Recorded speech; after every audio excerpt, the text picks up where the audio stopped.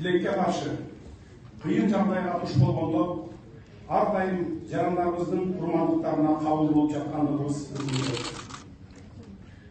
Буга элдин жүгүн көтөрүүгө аттанган баардыгыбыздын күнөөлөрүбүз бар.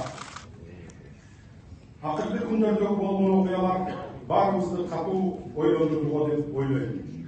Жана ойлонушубуз керек.